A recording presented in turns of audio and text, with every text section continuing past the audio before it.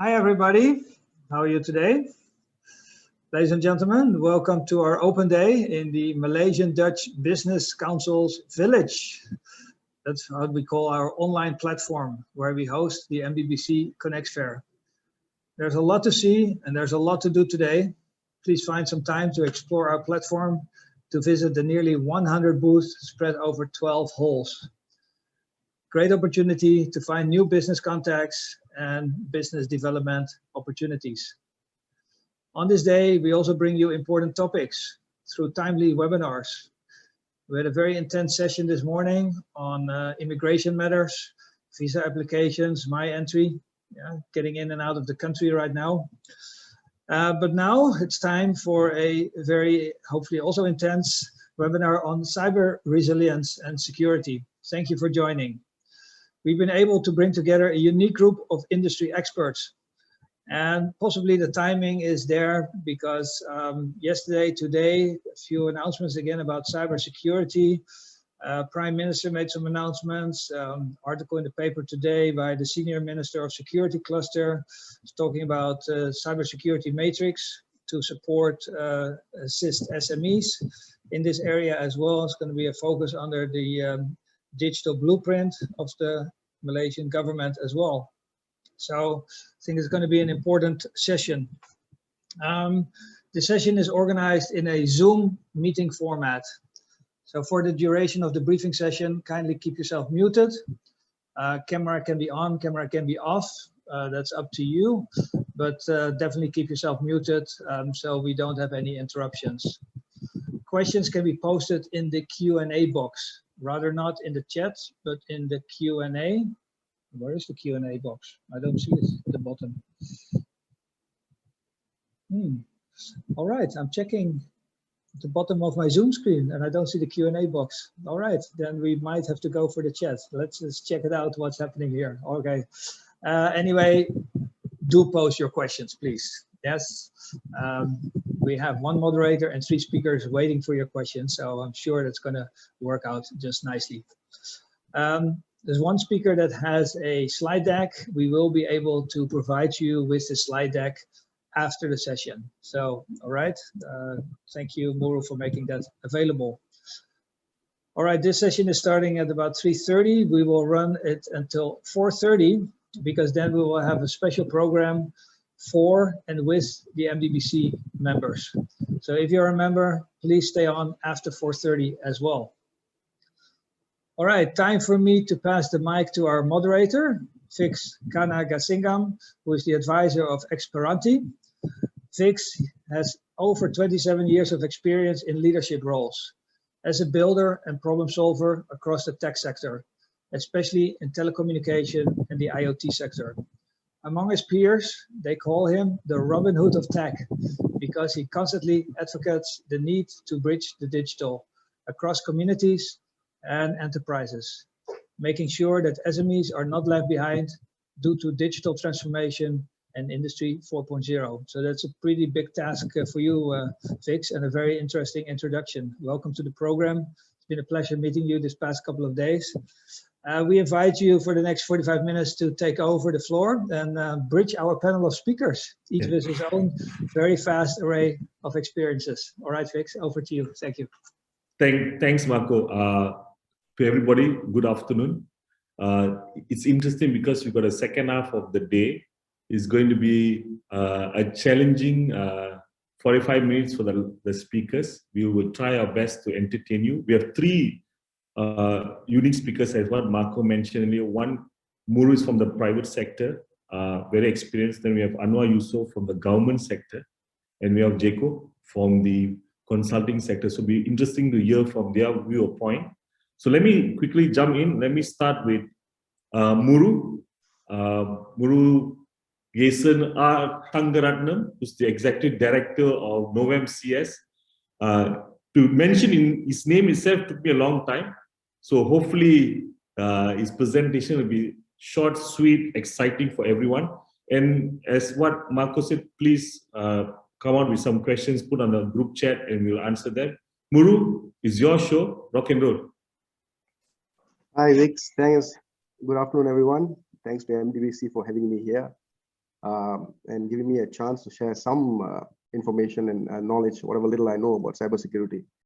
Now, let me just get right into it now. There's been an exponential growth in technology over the last 6 to 7 years, and an even exponential usage of technology over the last 18 months, thanks to this pandemic that has affected all of us in some way or another. I'm going to start with a quote from a Spider-Man movie. With great power comes great responsibility. With great technology comes greater security. So with that, let me just go in straight into my presentation. Okay, my slides are on. Okay, the topic for the day is cyber resilience, the new era of technology and risk. Now, why we've chosen this topic is basically we know cybersecurity in itself is very technology driven. There is investment involved. There is some what you call assessments and thinking involved. Now, resilience is something which requires a total approach to how you protect your information systems, how you protect your data. Now, that's a bit about me, just blowing my own horn. Can I have the next slide, please? Okay, I know I have a question and answer session normally comes at the end of the session. So I'm just going to start with a few questions for all of you. You don't have to answer it. It's something for you to think about. It's something that is for you personally and also for your companies. Okay, 5 do you know questions. Do you know where all your data is? Do you know who has access to your data? Do you know what your data is being used for? Do you know how valuable your data is?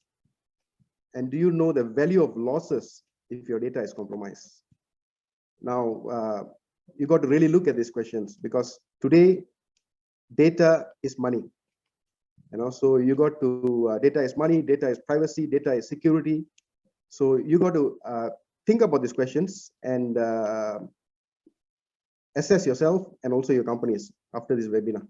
I can have the next slide, please. Now, what is cyber resilience? Quite a number of definitions out there, but I just pick up one that, just to give you an idea. It's a comprehensive strategy that anticipates, withstands, recovers from, and adapts to adverse conditions, stresses, and compromises on systems due to cyber-related or cybersecurity incidents. Next slide, please. Now, in order for me to explain, I need to at least give you, what's the difference between cybersecurity and cyber resilience. Now, cybersecurity deals with strengthening an organization's defenses to prevent cyber criminals and malicious programs from compromising its network, data, and IT infrastructure. Whereas cyber resilience is a more expansive concept covering business continuity, securing critical business processes, identifying potential threat vectors, managing the risk, minimizing the severity of the attacks. You are going to get attacked. That's some point or another. All of us are going to. Some of us might realize it. Some of us might realize it too late. But it will happen.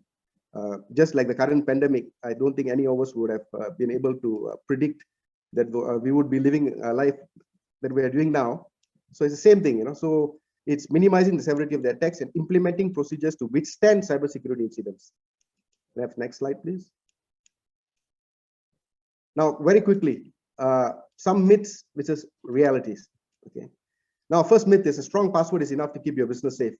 Reality, two-factor authentication and data monitoring is also needed. Myth, small and medium-sized businesses are targeted by hackers. Reality, small businesses made up over half of last year's breach victims. In some countries, even more than that. Myth, only certain industries are vulnerable to cyber attacks. Reality, any business with sensitive information is vulnerable to an attack. Antivirus and anti-malware software keeps you completely safe. Reality, software can't protect against all cyber risks. Another myth, cybersecurity threats come from the outside. Reality, insider threats are just as likely and harder to detect. Next slide, please. Cybersecurity is solely the IT department's responsibility. Now, this is a topic onto itself. Getting the board to buy into cybersecurity is, I think, one of the main issues many companies are facing. So it's not solely the IT department's responsibility. All employees play a role in keeping a company cyber safe. Myth, if Wi-Fi has a password, it's secure. In reality, all public Wi-Fi can be compromised even with the password. Myth 8, you know right away if your computer is infected. Reality, modern malware is stealthy and hard to detect. The next one is personal devices don't need to be secured at work. Reality, all smart devices, including your wearables, like your smartwatches, can compromise a network system. And then the final myth is complete cybersecurity can be achieved. Reality, cyber preparedness is ongoing with new threats emerging every day. The next slide, please.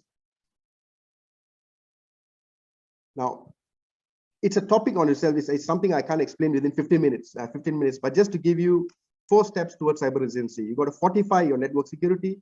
You got to secure your cloud applications, since especially government agencies and some of the bigger companies are now going more into cloud.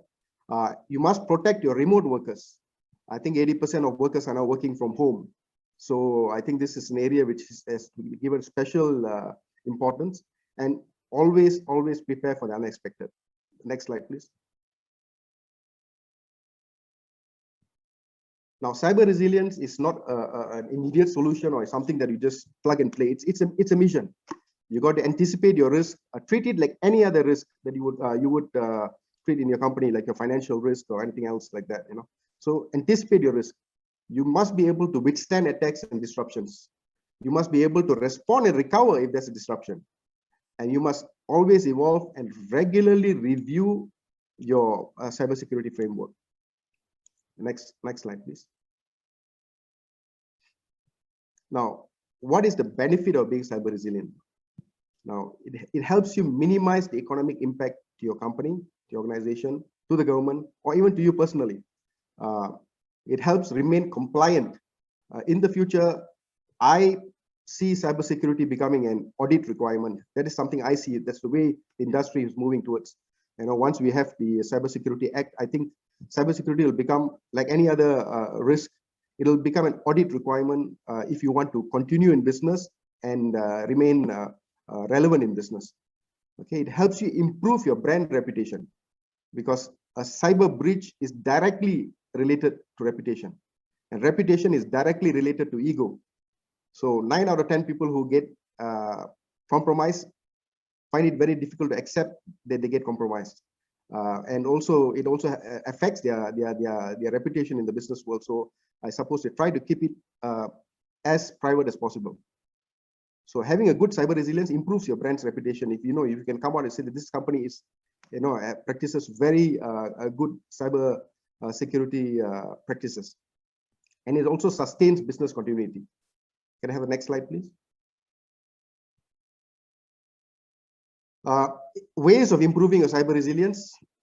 You can automation of processes. Of course, we have got Vix here, who is one of the leaders as far as IoT is concerned in Malaysia. He's one of the pioneers. So he knows a lot about automation of processes and all that. So this is one of the ways in which you can improve your cyber resilience. You need to have stringent security protocols. The third one is something I always emphasize on. Make it a part of your corporate culture. It has to just become something that you do on a day-to-day basis, just like everything else. Treat it like how you treat your health, or treat it like how you treat your other security, like how you lock your home. You make sure your valuables are put up in a safe place. So make it a part of your culture. It has to become a kind of a daily activity. And then, of course, the most important, backup and backup your data. Next slide, please. Now, I always believe that we have a webinar like this. There must be something for you to take home. Something that you can, as soon as the webinar is over, you can go back and actually practice this, or start following some of this stuff. So I've just picked up 9 steps for you to practice cyber hygiene. Cyber hygiene is a reference to the practices and steps that users of computers and other devices take to maintain system health and improve online security. Because that's a long, flowery way of saying it, but it is what it is. It's hygiene. It's looking after your cyber hygiene, just like how you look after your own personal hygiene. So step 1 is install reputable antivirus and malware software. Stop downloading all the pirated softwares. Use network firewalls. Update your software regularly. It's a simple idea. It just takes 10 seconds for you to wake up in the morning and update all the softwares in your handphone, which is a conduit for all business activity today. We do most of our business from our handphones. Sometimes I don't even touch my laptop for 2 or 3 weeks. Everything is done through the handphone. So make sure you update your software regularly. Set strong passwords, and also keep changing them. Use multi-factor authentication. Most of the established software providers and established, they have multi-factor authentication. So make sure you use that. Employ device encryption. Backup regularly. Keep your hard drive clean. So do housekeeping on your PC. Do housekeeping on your phone. It's very important. It's just like any other housekeeping that you do. And secure your router if you're using your Wi-Fi. Could I have next slide, please? Okay. Before I conclude the slides, cyber resilience is about being prepared. It's not being bulletproof. You are not going to be. You are going to be attacked. It is, and I like to come back to the current pandemic because it also teaches us a lot of stuff. It's being proven that those people who have got a very good immune system, who've been practicing a healthy lifestyle, have a better chance of surviving this pandemic than those who have not been doing that. So you can see that that those who have got pre-existing conditions seem to be finding it much more difficult to recover. So I think that's very important. It's not being bulletproof. Okay. Cyber resilience is not a product or service, it's a mission. Okay, so that's me done with the slides. Okay, so let me just wrap it up. I've got, I think, about 5 minutes. Okay, so a cyber resilient business must answer yes to the following questions. Have you identified your critical assets? Because you need to do that first in order for you to determine how you're going to go about building up your cyber resilience or cybersecurity framework. So identify your critical assets.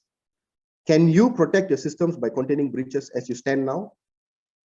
Do you know how to detect when your system has been compromised? Can you recover in a timely fashion? And do you have the visibility so that real-time monitoring can occur?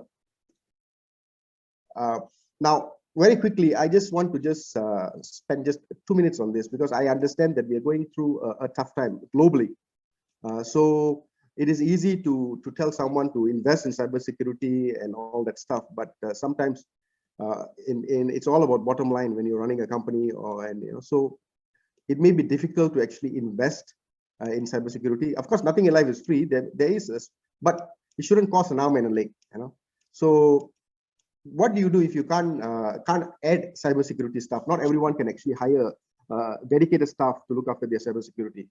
Okay, you should instead concentrate on building cyber resiliency. So you got to see how you can maintain existing and outdated. Some you have legacy systems without the budgetary, labor, or infrastructure resources required to upgrade them. And you have currently you are going through layoffs and talent loss. We have a shortage of competent human capital in this area, also complicated further due to the ongoing impacts of COVID-19 remote work. So it isn't always possible to hire new staff or implement new technology. So one solution is to build resilience into the existing infrastructure. Okay, the concept of cyber resiliency is an evolving one. The intention is to fortify structures so that they can operate continuously and without disruption, even when under attack. Okay, effective cyber resiliency ensures data protection as well as operational and business continuity. Now, while adding staff isn't always an option, organizations should also be very careful that they aren't just throwing additional sophisticated tools at existing employees to solve the problem.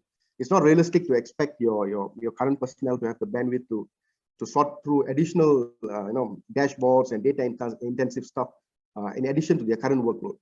Now, take small steps to build cyber resiliency, such as continuously securing your legacy applications while incrementally adding new technology systems so that you can allow your organization to continue the IT modernization journey while optimizing your current infrastructure. And SMEs, it's very important because SMEs are one of the key components of the supply chain. And they have always seen, historically, cybersecurity has always been seen as an abstract, complex, very expensive add-on which does not directly contribute to improve business performance or growth figures. But there must be a shift in mindset, especially in the context of today's pandemic-driven shift towards remote working. Businesses are now relying on secure network access even more. and a significant percentage of employees are working remotely. Security shouldn't be an afterthought. It should be considered by leaders with the same level of importance as performance goals, product development initiatives, and sustainability and employment objectives, if not with greater importance. I often quote whenever I speak, security is not an expense. It is an investment against loss. Okay, so, and it's very important that the security imperative needs to get active support from the senior management. So the board needs to buy in. It has to be a board level decision to receive adequate resources, ensure that a vigilant attitude towards security is a natural part of a company culture. With each employee's device acting as a doorway, every employee must be aware of their role as a link in the chain.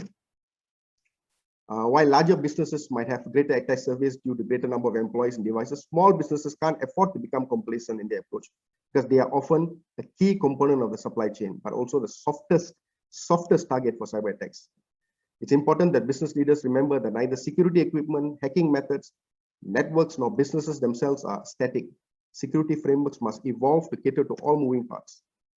And looking ahead, as the rollout of 5G capabilities increase the bandwidth across connected devices, cyber attacks will likely become more common among IoT devices and the increased automation of processes in SMEs.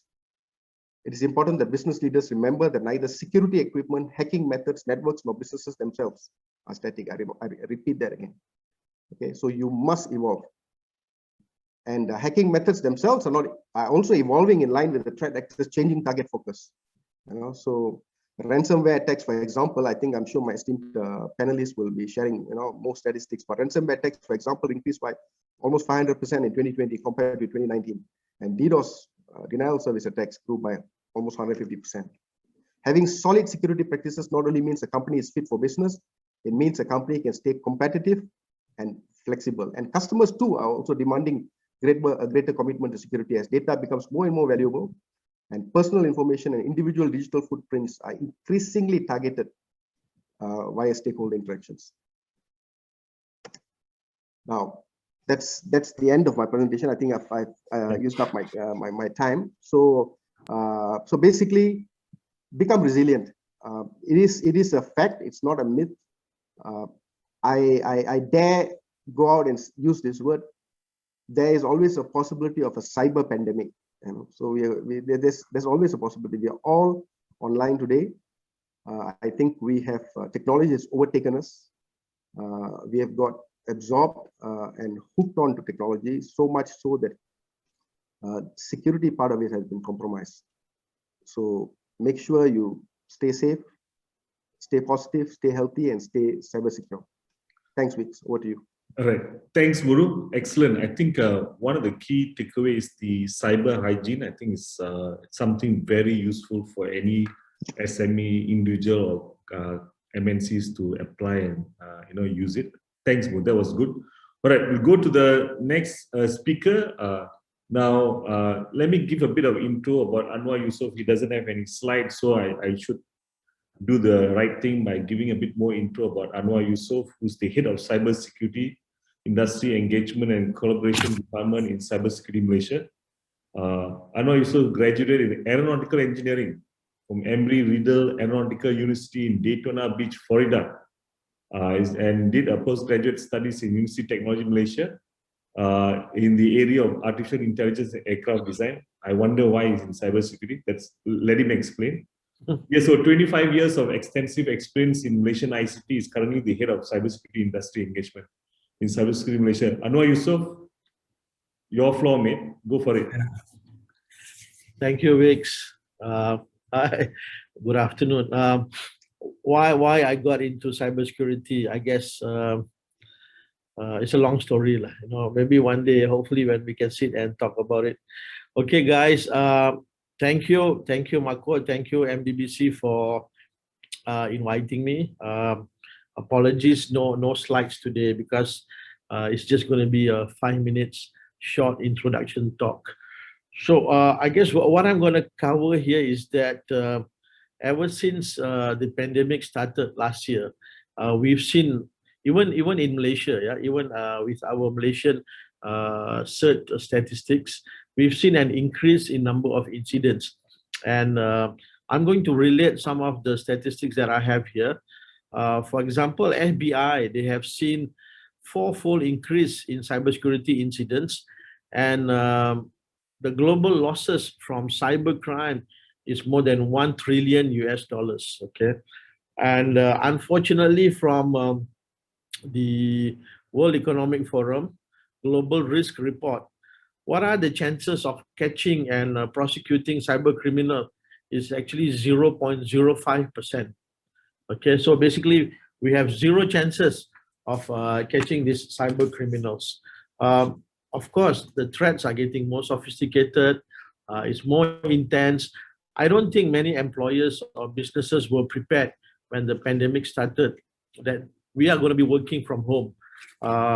The attack surface basically has increased. Now you are giving your staff corporate devices, handphones, notebooks to work from home. So the attack surface has really increased. And I think if overall we look at it, I think I have here some of the top five most damaging cyber threats. That this is basically, I guess, how I will look at it. But of course, there could be open for discussions. I think the one that I would place the highest will be social engineering. A lot of the times, bosses, especially bosses, receive emails and you do not know whether that email is genuine or not. So you click on it, pop, you are poisoned. Okay, either you kena ransomware or kena phishing. Okay, I've heard so many cases of ransomware where it is infected from this social engineering, and I think we have seen the case of Colonial Pipeline, which was in US in May. Even FBI working together with Colonial Pipeline, they said, look, there is nothing much we can do, just pay the ransomware. So 75 Bitcoins were paid, about $5 million US, to get the decryption codes. Okay, so ransomware would probably, to me, be the second most damaging cyber threats. But I think as what my brother Muru have shown just now, this is actually probably the easiest to mitigate. You need to have backups and backups. Okay, so all right, fine. Colonial Pipeline were not prepared for that, and the other attack, I think that was sometime last month. JBS Meat. JBS Meat is a Brazilian company. They supply about 25% of the beef to North America, and of course McDonald's and all of them. So we have social engineering, we have ransomware, but of course we also have others like denial of service attacks, exposure to third-party products, like for example, what happened in the Target supermarket. Target itself, they had their security operations center, they have Symantec, they had FireEye, but the attack came from the third-party supplier, the mechanical guys. So that I think will be the fourth in terms of exposures, yeah, and definitely not undermining cloud computing itself. So yes, cloud computing is here to stay. It's, I think, worth about 16 hours. 250 billion US dollar business now, and even in Malaysia we have adopted that we're going to move to cloud. Yeah, we have TM, Microsoft, Amazon, and Google. So basically, I think what is happening now, whether you want to call it the new normal or the normal or what, this is going to be here to stay. Okay, the technology landscape have changed. People are going to be working from home, working from anywhere. This is not going to change, guys. Okay, so yes, as the boss of the company, as the owner of the company, as the IT guys, you have to spend money on your digital transformation. You need to spend on your servers, you need to spend on your software, but of course, don't forget, you also need to spend on technology, on cybersecurity. Okay, while you are spending money on technology, okay, this will be my advice, and I think as what Muru have mentioned again and again on cyber resiliency, excuse me, cybersecurity is about people, process, and technology. Yes, we need to invest in technology, but please do not forget, your people are your greatest challenges, and your people are also your assets. And likewise, I think what is always forgotten are the processes. Okay, guys? So while you are doing all these training programs and awareness for your people, develop strong policies. Okay? what is your information security policy? What is your BYODO policy? And if you need a good example, I would like to refer to Bank Negara Risk Management in Technology.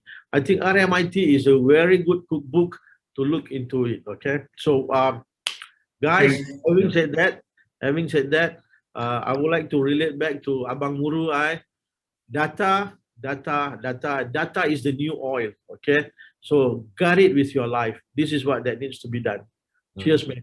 Back to you, Vix. Thanks, Anwar. All right, I think one of the things you was very clear that cybersecurity is here to stay. It's not going to go anywhere. We need to really be vigilant about it. Now, Yeah, let me go to we basically have our jobs here for the next couple of years. Correct. And I also want to make sure there's the myth about cybersecurity. You don't need bald guys to get involved in cybersecurity. So I'm going to clearly show you that the next speaker has hair. And not all bald guys get involved in cybersecurity. It helps. Jacob Bernardi. Having a bald head helps, man. Jacob Bernardi is the Executive Director of Emerging Technology Risk and Cyber in KPMG Malaysia. Jacob heads the Cybersecurity Advisory Unit in Malaysia and has more than 15 years of experience in the field of cybersecurity for both information technology and operational technology. Jacob, the floor is yours. Thank you. Thank you, Vix, for the introduction, for being so kind as well. One of the key things is, I guess, I wish the MCA will finish sooner or rather later, so I can just get a haircut, to be honest. But let's leave it on that. So, really interesting facts that both Muru and Adwar has shared with us today. So they won't focus on the resilience aspect, which is really important because there is a difference between cybersecurity and cyber resilience.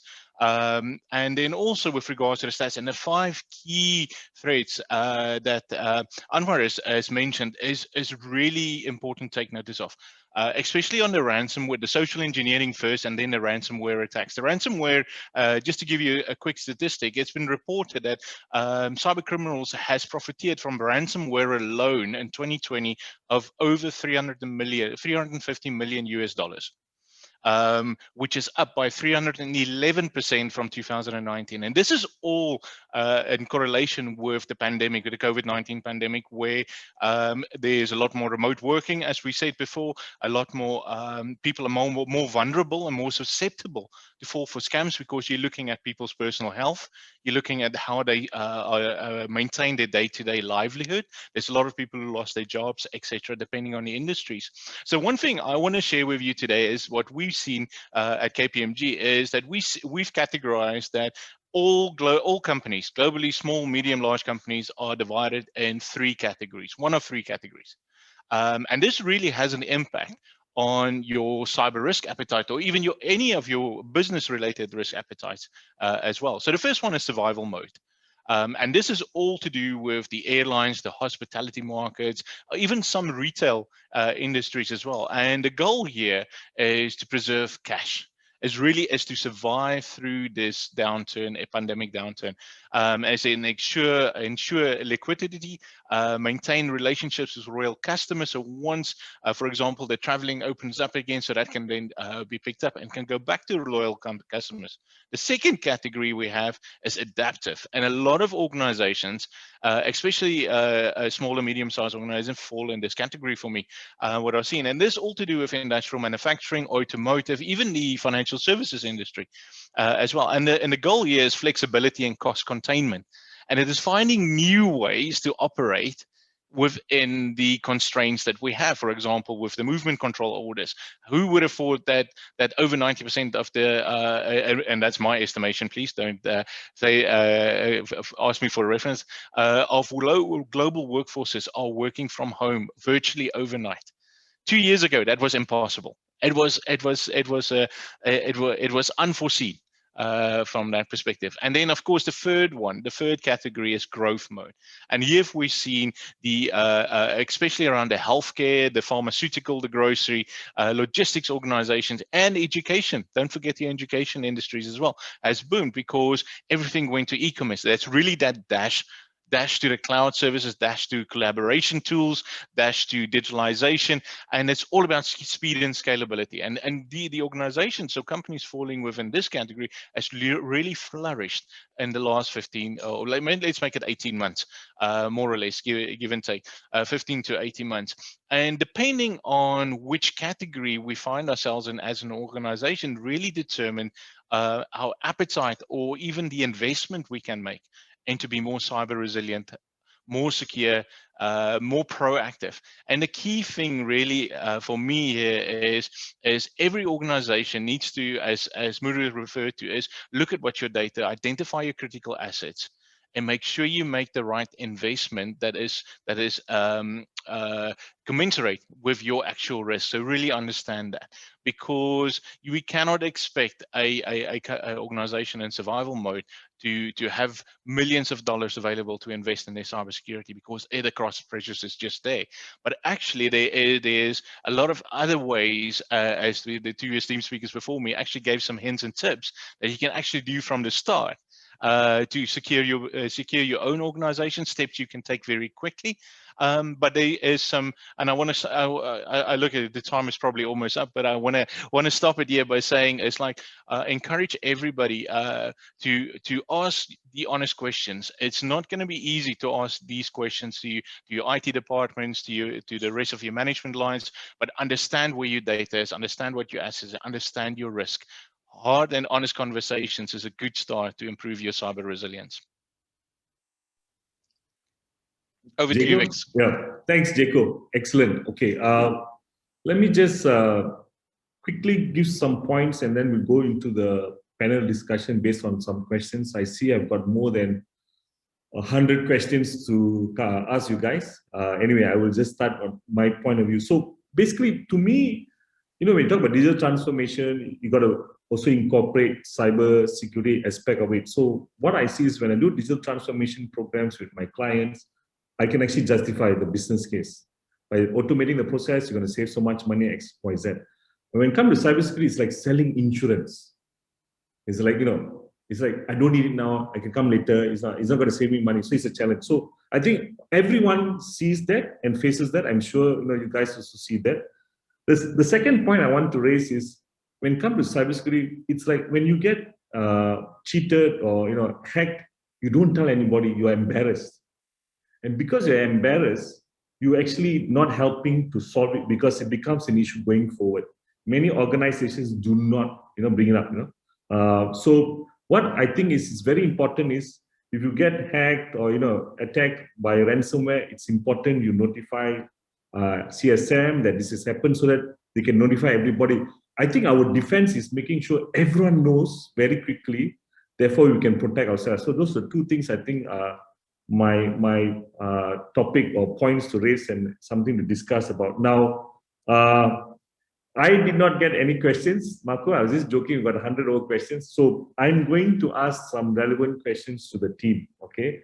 I will actually start with Jacob. Jacob, because from a consulting perspective, you talk about digital transformation, cybersecurity. Is there a rule of thumb? Let's say a company says wants to invest in digital transformation, all right? What's the percentage or investment in the transformation process, where they automate the processes, data, etc., IoT and everything? And what's the percentage for cybersecurity incorporated in that? So let's say I've got a budget of $1 million. Okay, sorry guys. Okay, Oni. Yeah, okay. You have sent the slides that we have to fill up, isn't it? I'm projecting that. Anwar, Okay. Anwar, can you mute Anwar? Sorry, I like that. This is awesome. Okay, Jacob, question for you. Yep. Okay, so the name I think that bertukar. So they say now the name. Anwar, you need to mute Anwar. Sorry, okay. Jacob, question for you. Okay, sorry, Vex, repeat. He just repeated. The question is, you see, a company needs to invest in digital transformation. Yeah. We still need to incorporate cybersecurity in there. So what's the percentage is in the transformation aspect? What's the percentage in cybersecurity? I got to invest $1 million in doing a digital transformation. What's the percentage like? Well, it's really difficult to put a percentage on it, because every transformation project, depending on the outcome and the objective, is of course very different. But from a rule of thumb that we've seen from a survey KPMG done last year in the industrial control space, cybersecurity investment has gone up from 5% to almost 30% per project from that perspective. Now, is there a rule of thumb to say, okay, if you have spend $1 million into a digitalization project, you need to spend 250,000? No, not necessarily, but you need to look at the appropriate controls for that investment. And what I would suggest also to want to do is that our supply chain and our vendors that come to the table to help us with this digital transformation need to take some ownership and responsibility as well.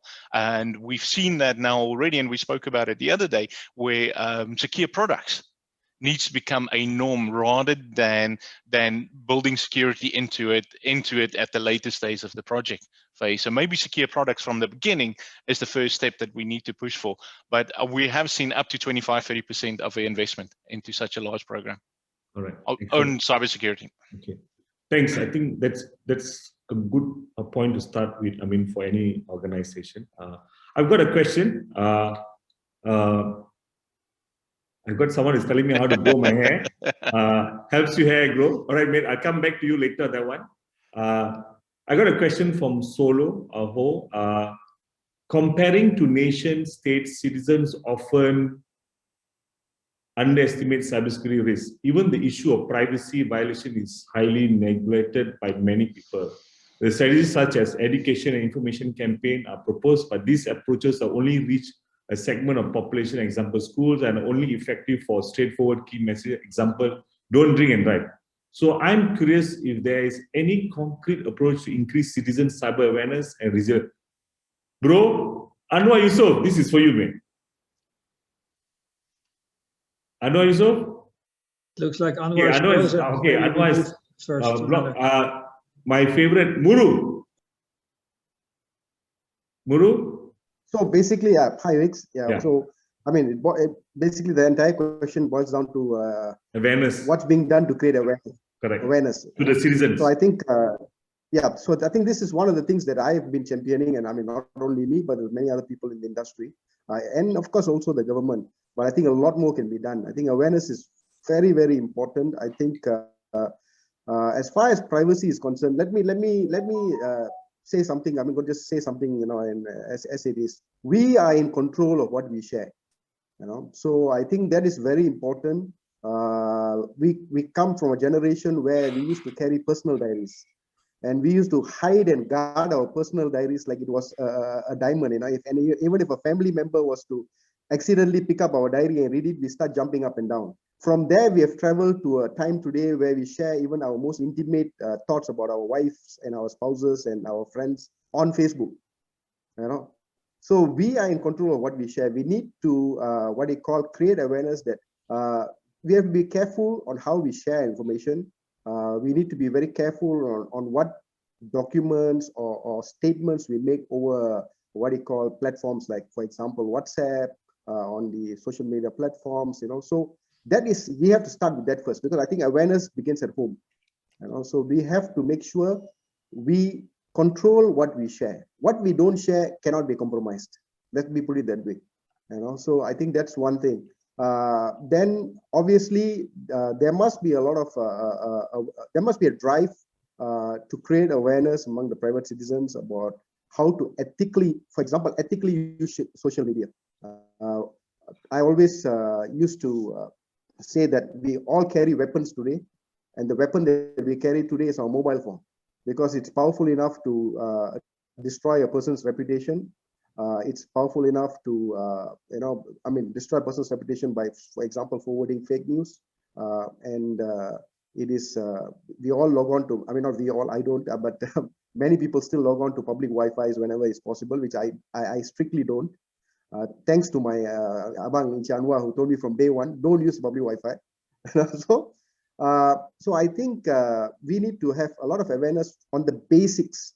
Cybersecurity, I think they're still at a very, except for the big boys, the big established, like the people like KPMG and Ernst & Young and all these big fours and some of the government agencies.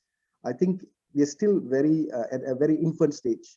So we got to start with baby steps on first of all, creating awareness on what to share, what not to share, and also on how we store information. So I think this is more needs to be done from the private sector, of course, and the government. I think the government also has to do more and actually creating awareness programs, which they are doing, but I think it has not been extended fully yet. So I think it's just they've just started, with the new Malaysian cybersecurity strategy. One of the pillars is actually creating awareness in education. So I think this is the first step. Definitely, I think awareness is number one as far as cybersecurity is concerned today. Right. Thanks, Muru. Jaco, this next question is for you, so that you are ready. Yep. This is coming from Mark Laurent. What is the key points or important to thought of or think of when transitioning from cybersecurity to cyber resilience? Okay. So that's a really good question and very interesting one as well. So the way I see it is that is you get two types of controls, very basic. You got controls to reduce the likelihood of the event happening, of a cyber attack happening. And then you have controls that reduces the impact because it's inevitable. At some point we all will be attacked, or it will be a successful attack. So for cybersecurity, it's all about prevention. If you want to look at the definition, cyber resilience bring in the reducing or mitigating the impact from that as well. So what do we mean with likelihood reduction and impact reduction? So likelihood reduction is the proactive steps you take to protect your data, your information, your system assets. So we're looking at certain things that I would suggest is assess the basics. 90% of all successful cyber attacks are actually down to the lack of basic controls. So patch management, for example, it's normally, most of the time it is vulnerabilities, known vulnerabilities that's being exploited, or the fears on people. So training your people and training and awareness, make people that ambassador. When you one of the key points I discussed with somebody else the other day was they've put in a phishing campaign. And they've put in a new tool for people to easily report when they find a phishing campaign or a phishing attempt to them, but nobody actually responds to that. So they transformed their whole corporate culture to a good corporate citizen culture, where you actually, when you receive a phishing email, it's not just good enough to delete it. Now that is a good step, first step, but the second step is you need to report it, because if you got it, most likely most of your other colleagues got it as well. So just to wrap that one up, so we're looking at remote working assessment. Get professional, get the good guys, if I call the white hackers, to come and try to hack into your own network. Test your operational resilience of your system, or operational effectiveness of your cyber controls. Backups has been mentioned, and then be ready with a response. Do incident response planning. Know what you have in place. And then finally, just to reduce the impact is have playbooks ready for when an incident occurred. Trust me, it's a really high stressful environment to be in. Have playbooks ready, and playbooks is a funny term, but have playbooks ready for people to refer to quick and easy. Have a process, have your steps, have forensics investigations or people that can help you with that in place to find those. Very important, have communications and PR in place as well, because you want to have a positive message. You're going to have customers who's going to be worried when it comes out, so you want to make sure that you get the positive message and give them trust and keep that market trust and customer trust you have. Look at insurance and make sure your legal protection is in place as well. All of this comes together from a cyber resilience perspective. And that's where Muru said earlier, it's all about people, process, technology. So look at the over-encompassing. I hope that helped to answer that question. Jaco, excellent. I like the points you've raised. I've got another question, but I'm not going to disturb Anwar. It looks like he's talking to the Prime Minister as sort of a cyber issue. So I'll go straight to Muru. The next question is from Andrew from Tonasco.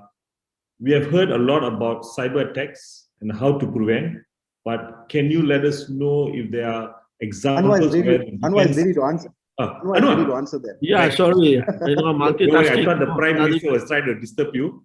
Hey, yeah. Anwar, thank you for putting the PM on hold. Okay. Thank God. Okay, Anwar, I think this question will be good for you, right? So sure. This is from Andrew Tonasco. He says that we have heard a lot about cyber attacks and how to prevent, But can you let us know if there are examples where the defense wins? That means what, you got any examples where we are actually able to protect ourselves against? Of course. I think we did speak about this during our rehearsal last week. And I would like to share this example of where when you started with the defense, cyber security defense in mind, the example is a huge application right now that everybody is using in one of the ministries.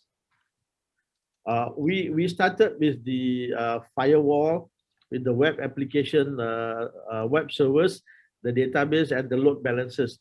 And we had all the security built in. Of course, I think if we have time, I can sit down with my technical guys and explain. I think Wix, you will appreciate that. Fair to say, we are experiencing about 400,000 attacks a day. Of course, these are all the malware, the botnets, and all that stuff. But as of today, the application stands not a single minute or hour of downtime except for maintenance purposes. So yes, there are a lot of instances where the good guys win. And I hope this is one of the ideas where if you build in your application from day one with security in mind, yes, you can achieve that. It can be done. It's not impossible. Excellent. Vix, can I add something there? And sure, go for it, Jacob. Go for it. Anwar, because I think it's really important here is that to understand is that the stories of the good guys winning, and that stories that's happening every single day, because there's really good people and good skilled teams out there, especially from, for example, my cert as well, where Unrun is part of, is they deflect cyber attacks on a daily basis. But that will never hit the headlines because it's not sensation. It doesn't create the sensation in the media. It's not there's not that impact, but that needs to be commended as well. The one example I do want to give is not so long ago is with Tesla. We all know Elon Musk. One of his employees came forward where he was enticed by a threat actor with $1 million to plant ransomware in Tesla's manufacturing factory. As part of that, and that individual was actually prosecuted and he admitted guilt. And it's published. You can Google it for that. So that's, for me, is a really good example of security awareness. Good corporate citizen, for example, came to the fore and actually reported it, because let's face it, in the middle of a pandemic, $1 million as an enticement is significant. I don't think there's not too many people that will not actually think 2 seconds about it. But there is a good story about this that say that yes, the good guy, there is good cases where the good guys win as well. Excellent. Thanks, Jacob. I think that's good. Now let me open to the floor. All of you out there. Vix, I have another question here. Sure. That I received, and I cannot copy paste from the chat, so I cannot send it directly to you. The question is, as remote working becomes a trend now, organizational interventions have become vital for corporate cybersecurity. However, this approach tends to be slow, depending on the level of buy-in from higher ups in an organization. On the average, or statistically saying, do Malaysian companies possess a great capability to protect their cybersecurity? I think it's a good question for Anwar. Unless the Prime Minister is still disturbing, I'll go to Muru. Muru. Okay, I think that's, I brought it up earlier. I think that the fact that the bosses, the board of directors at the top level management need to buy in. If you were to ask me whether we are prepared, I think, as I said again, it's if you're looking at SMEs, I'm just going to pick up the statistic, but I wouldn't be off too much, but I would say probably 80 to 90% of SMEs in Malaysia are not prepared, for a cyber attack. So I think the key thing is to convince the senior management to actually tell them that how important a proper cyber security framework, or at the in the what you call if they do not have the budgetary, if they have the budgetary concerns, at least have a proper cyber resilience framework in order to protect themselves. So yes, we are not prepared, but I think we are on the way there. I think now things are moving. everyone's making the right statements. The very top of the government is already now starting to realize how important cybersecurity is. The word cyber, I think, if you were, I think 3 years ago, you wouldn't even hear the word cyber. Now it's become a buzzword. So everyone knows something about it, and everyone knows that they need to protect themselves, and that what do you call? I always like to Wix. I've been in the security industry for a very long time. My dad was a pioneer, and I've got security in my DNA. So I've seen the growth of security from basic physical security to systems to so you can call it physical security, systems, IT security, cyber security, digital security, data security. The constant is security. So that's something which the board needs to buy in. So it's not something that is out there. Some guy sitting down in a dark room and sitting down with and hacking your system. It's all about culture. It can be even as simple as how to store your thumb drive, for example. So this is all a culture thing. So I think this is where it starts. As long as you get the basics right, and you start thinking about security and making it something like we do on a daily basis. I don't think you need to think when you leave your home that you need to lock your door, or when you leave your car that you need to lock your car. It's something that becomes second nature to you. So I think cybersecurity is something that has to become second nature to organizations. It has to be something that you think about, and you come up with a proper framework, and then it becomes a daily affair. And then you just keep improving. And in the technology is basically the enabler. So I have never considered cybersecurity to be an IT thing. I've always considered cybersecurity to be security. Technology is just the enabler. So the technology is out there. If you have the budgets, you have the ability, you can always invest in the better technology and the better solutions or hire consultants. But if you don't, then just follow the basic steps.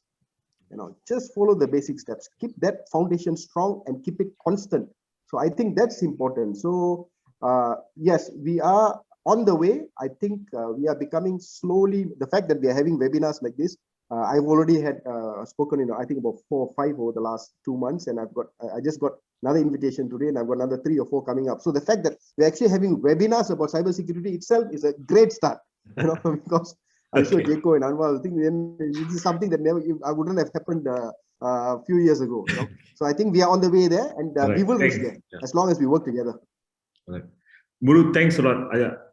We're getting close to the time. I got to wrap up. So I think there's time for one more question, Vix. Oh, one more question. Okay. Yeah, we're getting members in to the show right now for the very next program. So do go you ahead. have a question from the member, Marco? No, I'm out of Let me questions put it to myself. the floor. So is there anyone in the floor that like to raise a question? If they can turn on their mic, they want to bring it up, show your video. I think we can do that. Anyone? I think we've got a very shy audience. Okay. Or you can, in the reaction at the bottom, you can raise your hand. Yeah, That's possible as well. Yeah, I do. Do you see anything? Nope. Maybe share some experiences that you've had with hacking or phishing. Anybody? Otherwise, maybe Jaco can share some experiences without telling us what kind of company it was. I like that. Yeah, go for it, Jaco. Well, okay. Lavinia just raised her hand. Saved by Lavinia. Awesome. I just want to say hi.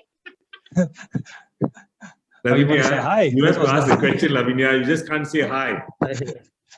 Back to you, Jaco, then. Go ahead. Okay, no problem, Mark. So one thing that I want to add on to Muru's point earlier is it's not only small and medium-sized organizations that is not yet ready for moving forward in cyber. I've seen quite large organizations as well who still doesn't have a governance framework in place for cybersecurity, or have not appointed at least somebody with the expertise to drive that initiative forward in the organization, which is quite scary.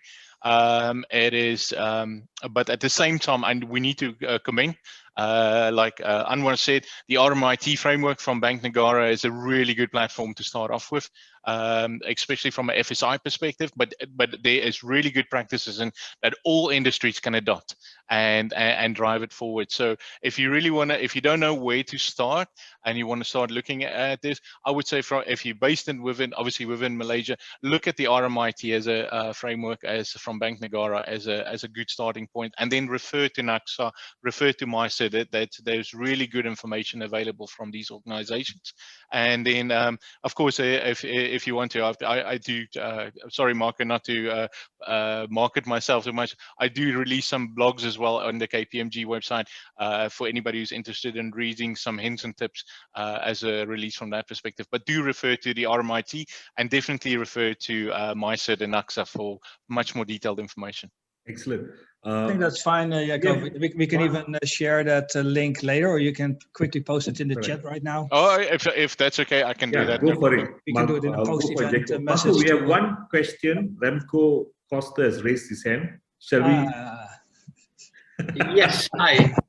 Yes, I just wanted to share the experience, two experiences that I've had. Once with the company that I used to work for, our financial.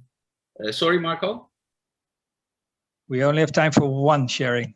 Okay, one plus one quick. So first of all, I got the company I used to work for got hacked. We never experienced it. It came completely out of the blue. We thought it would never happen to a company like us, and our financial system got hacked. Fortunately, that was an on-premise server. Fortunately, the financial software was open, so the file that they tried to hack was locked. But it was a real scary experience. The company I currently work for has, and that I would really recommend, has a mandatory compliance course that every employee needs to pass with at least 80%. It's done by a company called SafeTrack.